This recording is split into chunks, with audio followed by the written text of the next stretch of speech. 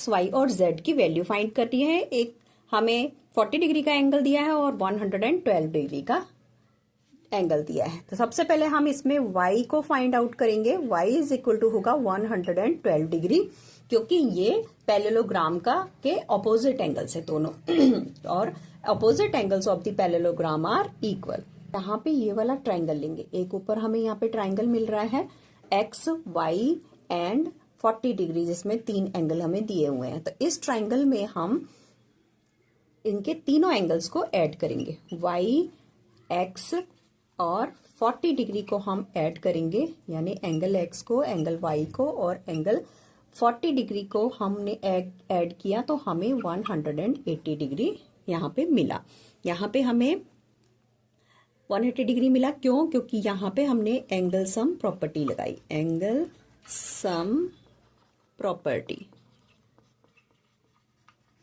इसके हिसाब से जब हम किसी ट्राइंगल के तीनों एंगल्स को ऐड करते हैं तो हमें 180 डिग्री मिलता है। ओके, अब y की वैल्यू हमने अभी भी फाइंड आउट की थी 112 degree plus angle x is equal plus 40 degree plus 40 degree is equal to 180 degree. ठीक है, 112 और 40 को प्लस करेंगे, एंगल x प्लस यहाँ पे 152 हमें मिला 180।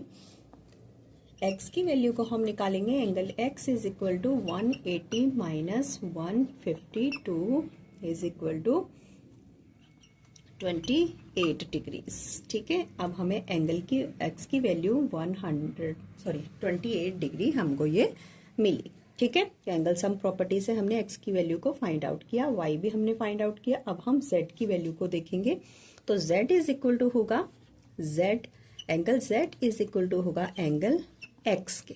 ठीक है, angle z is equal to होगा एंगल x के। क्यों होगा?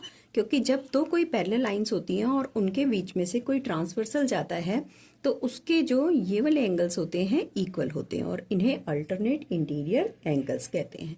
जैसे यहाँ पे ये दो पैरेलल लाइंस जा रही हैं और बीच में से ये ट्रांसवर्सल काट रहा है तो ये जो z है x के इक्वल होगा और x की वैल्यू हमने अभी अभी फाइंड आउट की, दैट वाज 28 डिग्री।